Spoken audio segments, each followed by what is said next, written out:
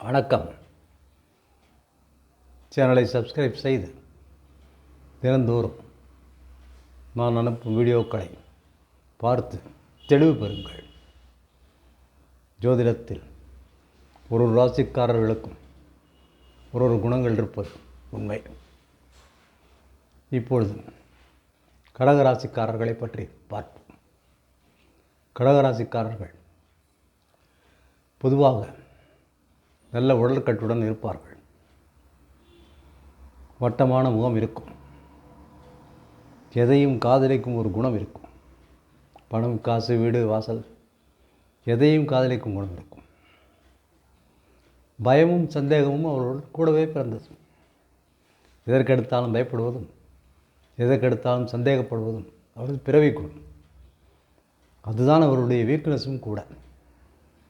சந்தேகத்தை விட்டொழித்து பயத்தை குறைத்தால் முன்னேற்றம் கிடைக்கும். இதிலுமே அவசரப்படுவார்கள்.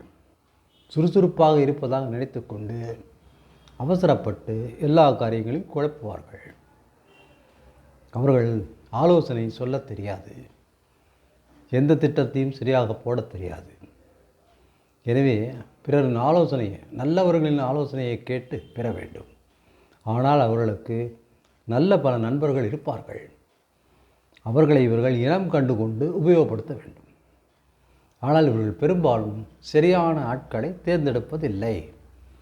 தவறான ஆட்களையும் ஏமாற்றுக்காரர்களையும் ஜால்ரா போடுபவர்களையும் இவர்களுக்கு பிடிக்கிறது. கடகராசி என்பது அரசனுடைய ராசி.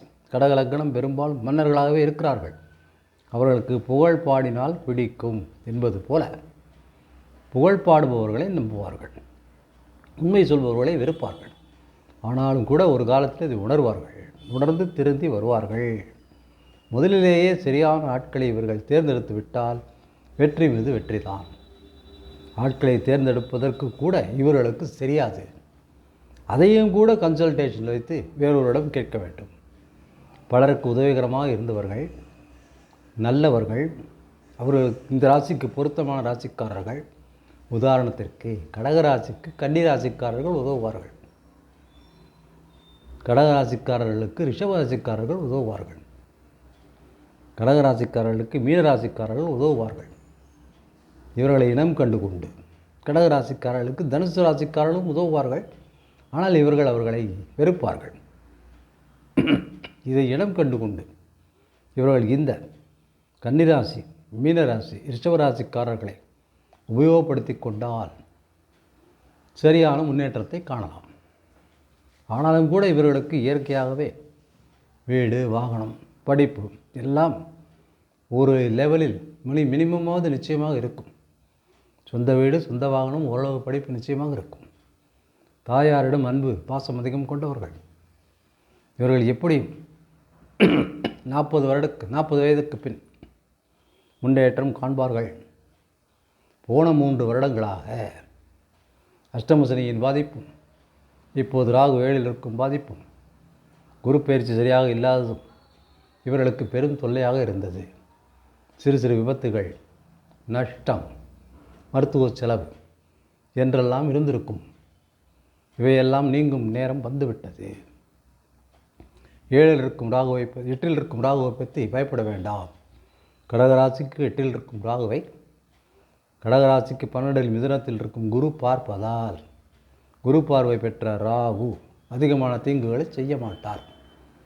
அஷ்டம சனி போல அஷ்டம ராகு கெடுதல் செய்யாது. 9ல் இருக்கும் சனி, பாக்கியஸ்தானத்து சனி சில பாக்கியங்களை தடுக்கிறார். ஸோ சனியை பிரீத்தி செய்ய சேரிட்டி, ஹார்ட் ஒர்க், உழைப்பு, பிறருக்கு உதவுதல், அங்ககிணர்களுக்கு உதவுதல், வயதானவர்களுக்கு உதவுதல், இப்படிப்பட்ட சர்வீஸுகளை செய்து சனியை சாந்தப்படுத்தலாம். மற்றபடி இவர்களுக்கு 2026 மிக நன்றாக இருக்கிறது. 27 நன்றாக இருக்கிறது. இவர்கள் தைரியத்தை சற்று வளர்த்து கொண்டு சரியான நண்பர்களை தேர்ந்தெடுத்தால் வெற்றி மீது வெற்றி நிச்சயம் பெறுவார்கள். நன்றி, வணக்கம்.